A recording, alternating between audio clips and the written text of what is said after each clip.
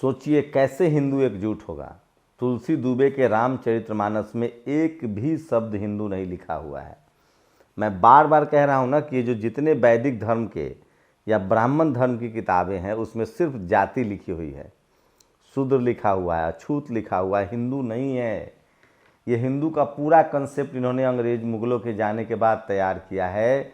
जब अंग्रेज आ गए थे, और अंग्रेज़ों के समय तक भी नहीं था, जब तय हो गया था कि देश आज़ाद होगा, डेमोक्रेसी आएगी, वोट की संख्या मिलेगी, तब जाकर तय हुआ कि ब्राह्मण समाज तो अलग थलग पड़ जाएगा, अब वो कैसे राज करे। तो जो पहले जाति के नाम पर जाति बनाकर राज कर रहे थे और सबको नीच कर रहे थे, दिलीप मंडल की माने तो रामचरितमानस तुलसीदास वाले में ब्राह्मण के अलावा सभी जाति को ब्राह्मण की सेवा करने की बात कही गई। यहाँ तक कि राम से भी, भगवान राम से भी ब्राह्मण समाज ने पैर पुजवाए हैं। अब सोचिए भगवान कौन हुआ, आप समझ सकते हैं। तो ये बात तो तय हो गया है कि हिंदू जैसी कोई चीज़ नहीं थी, और तुलसी दुबे ने ब्राह्मण व्यवस्था को बनाए रखने के लिए अपने जातीय पेशा को मजबूत किया है। आप सोचिए धीरेन्द्र शास्त्री की खबर आई है। धीरेन्द्र शास्त्री 200 गज जमीन 1 लाख रुपए महीना पर लेते हैं, और उनका भाई रोज पार्किंग के नाम पर 50,000 रुपये कमाता है। 50,000 रुपये रोज का मतलब है 15 लाख का महीना। मैं फिर कह रहा हूँ, इस देश में बाल काटना धंधा है, गिट्टी बेचना धंधा है, मवेशी पालना धंधा है, उसी तरह से ब्राह्मण समाज के लिए धर्म भी धंधा है। धर्म मत कहिए इनको, धर्म होता तो वो कल्याण का काम करते, माल मत पीते। गुरुद्वारे में चढ़ावा आप चढ़ाइए, क्या होता है उस पैसे का? अस्पताल खुलता है, लंगर चलता है, स्कूल बनते हैं, हॉस्पिटल बनते हैं। चर्च क्या कर रहा है? स्कूल बना रहा है, अस्पताल बना रहा है। बुद्ध विहार वाले क्या कर रहे हैं? स्कूल बना रहे हैं, वहाँ तो कोई चढ़ावा भी नहीं चढ़ाता है। लेकिन ये जितने वैदिक धर्म के मंदिर हैं जहाँ इस देश का 97% हिंदू चढ़ावा चढ़ाता है, वो सारा पैसा एक जाति विशेष के पैकेट में जा रहा है। तो वैदिक धर्म, ब्राह्मण समाज का पुश्तैनी पेशा है, इसको मान लीजिए ना साहब। पेरियार ने कहा है, कबीर साहब ने कहा है, फूले ने कहा है, रविदास ने कहा है। और तुलसी दुबे ने, जो लोग आपको कहे कि हिंदू हो, उनसे पूछिए कि तुलसी रामायण में कहाँ मैं हिंदू हूँ, लिखा हुआ कहाँ है, बताओ। मैं इसीलिए कह रहा हूँ कि ये धर्म के नाम पर आपको पागल कर रहे हैं। धर्म का मतलब होता है लोग की मदद करना, किसी को ठगना नहीं, डराना नहीं, चढ़ावे के नाम पर ठगना नहीं, ब्लैकमेल नहीं करना। मंगल ग्रह, सूर्य ग्रह, इस सब का क्या काम है? शादी ब्याह में रंगा लगाना। वैदिक धर्म ने विज्ञान को रोक रखा है। दिलीप मंडल लिखते हैं, एक एक पोस्ट बताऊंगा दिलीप मंडल का तो माथा सन हो जाएगा। वो लिखते हैं कि आप जितने चीज़ों का इस्तेमाल करते हैं, आप बताइए इसमें से किसका इन्वेंशन भारत में हुआ। वो लिख रहे हैं, ये देखिए बड़ी खबर जो है वो कितना लिखते हैं, उसकी समझिए। और इसे मैंने यहाँ तक सब मान लिया, आप कह रहे हैं कि उत्तरकांड तो रामचरितमानस का हिस्सा नहीं है। फिर आप देखिए, मैं नहीं खेलूंगा। ये देखिए, आप जिन मशीनों, टेक्नोलॉजी और ऐप गैजेट का इस्तेमाल करते हैं, उनमें से किसी का भी आविष्कार भारत में नहीं हुआ है। कौन जिम्मेदार है? किनका रहा हमेशा से ज्ञान पर कंट्रोल? आप बताइए। ओबीसी की कोई बात ही नहीं करता। ज़्यादातर दिल्ली ओबीसी जातियों की ज़मीन पर बसी है। यहाँ जाट, ओबीसी, गुर्जर, अहीर, सैनिक, कुम्हार, ये प्रमुख जातियाँ हैं। दिल्ली यूनिवर्सिटी में ओबीसी का कोई प्रिंसिपल नहीं है। सरकार तत्काल एससी और ओबीसी प्रिंसिपल बनाने की योजना लाए। सोचिए, दिल्ली यूनिवर्सिटी में एक भी प्रिंसिपल एससी नहीं है। मैं इसीलिए कह रहा हूँ कि धर्म के नाम पर ये आपको हिंदू कह रहे हैं सिर्फ वोट के लिए।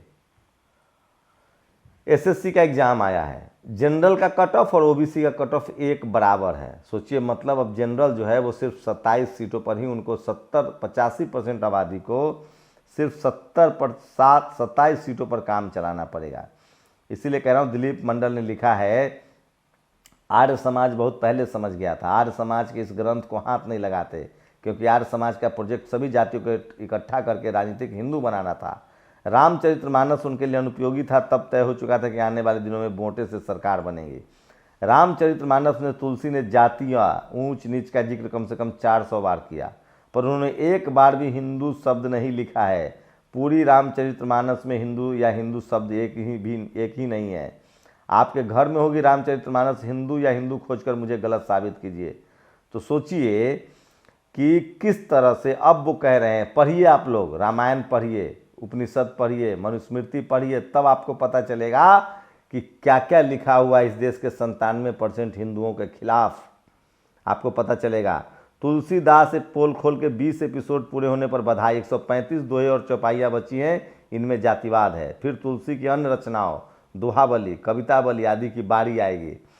फिर वाल्मीकि रामायण के साथ तुलसी रामायण को पढ़ा जाएगा और प्रदूषण की जानकारी ली जाएगी, कहाँ कहाँ मिलावट है। आप सोचिए, मैं बता रहा हूँ। ये तस्वीर देखिए, गूगल ने आज डूडल बनाया है। 1928 में मलयालम भाषा की प्रथम साइलेंट फिल्म बिगाथा कुमारन रिलीज हुई। फिल्म की मुख्य अभिनेत्री पीके रोजी थी, जिन्हें पर्दे पर देखकर पत्थर फेंके गए, कुर्सियां तोड़ी गई और हिंसक वीर ने उनको घर जला दिया। कारण ये कि पीके रोजी पिछड़ी जाति से थी। आज गूगल डूडल ने उनको सम्मानित किया है।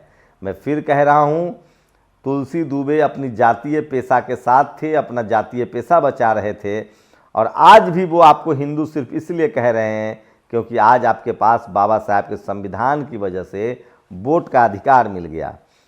कुंभ मेला में भी बौद्ध विरासत पर कब्जा है। 7वीं सेंचुरी में हुसैन हेनसोंग ने प्रयाग के बारे में लिखा है। संगम पर बौद्ध राजा बौद्ध भिक्षुओं को दान दिया करते थे।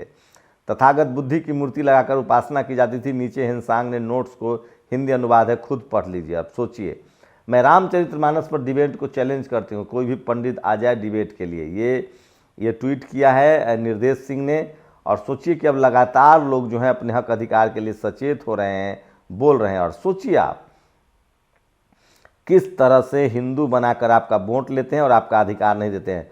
पति पत्नी बागेश्वर धाम गए, दरबार में पत्नी खो गई। शास्त्री ने तथाकथित शक्तियों का हवाला देते हुए 30 मिनट में ढूंढने का दावा किया। आज 7 महीने हो गए हैं, पत्नी नहीं मिली। अब धीरेन्द्र ने भी मिलने से मना कर दिया है। ऐसे ही एक फैमिली ने और हमें कहा था। तो मैं बार बार कह रहा हूँ कि सोशल मीडिया ही सच्चा मीडिया है, सोशल मीडिया ही बहुजन मीडिया है। और ये पूरा का पूरा पुश्तैनी धंधा है। इस समझिए इस खेल को, और आप नहीं अगर समझेंगे तो ये आपकी गलतफहमी है। और कहीं भी हिंदू नहीं लिखा हुआ है। तुलसी दुबे अपने पुश्तैनी धंधा को बचा रहे थे, अपने पुश्तैनी काम को बचा रहे थे। सोचिए, दैनिक भास्कर की रिपोर्ट है। बागेश्वर धाम का अर्थतंत्र, 200 फीट जमीन का किराया 1 लाख रुपये महीना, पार्किंग का ठेका धीरेन्द्र शास्त्री के भाई के, कमाई 50,000 रुपये रोज। सोचिए कितना चढ़ावा चढ़ाता है। अगर ये धर्म होता तो उस पैसों को ये अस्पताल बनाते, स्कूल बनाते, नहीं तो कम से कम भूकंप हो रहा है वहीं दान कर देते। इस देश में जिसके पास गरीब, जिस हिंदू के पास, अरे मान लो दूसरे धर्म को नहीं दोगे, जिन हिंदुओं के पास गरीब हैं उनका घर बनवा दो। चलो, दलित, पिछड़े, आदिवासी, किसानों का मत बनवाओ, ब्राह्मण समाज के गरीबों का घर बनवा दो, स्कूल बनवा दो, अस्पताल बनवा दो। नहीं बनवाएंगे। मैं इसलिए कह रहा हूं ना, सोचिएगा आप। और एक महिला नेता रामचरितमानस को शक्तिशाली ग्रंथ बताने पर तुली है।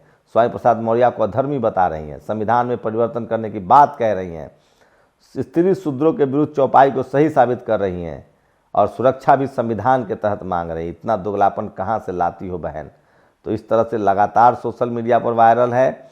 और सोशल मीडिया ही सच्चा मीडिया है, सोशल मीडिया ही बहुजन मीडिया है। आप लोग अपनी प्रतिक्रिया जरूर दीजिए। मैं बार बार कह रहा हूँ कि सोशल मीडिया सच्चा मीडिया। और सोचिए कि जो लोग आपको हिंदू कहते हैं उनसे पूछिए कि रामचरितमानस में हमको हिंदू क्यों नहीं कहा गया, हिंदू की चर्चा क्यों नहीं है, जबकि मस्जिद की चर्चा है, मुगलों के खिलाफ क्यों नहीं लिखा गया। ये वो तमाम सवाल है जो इस देश को पूछना चाहिए। मैं फिर कह रहा हूँ, ब्राह्मण समाज को जब लग गया कि उनकी संख्या कम है, उनको सत्ता में कैसे आएंगे, तब उन्होंने हिंदू शब्द का खेल शुरू किया है।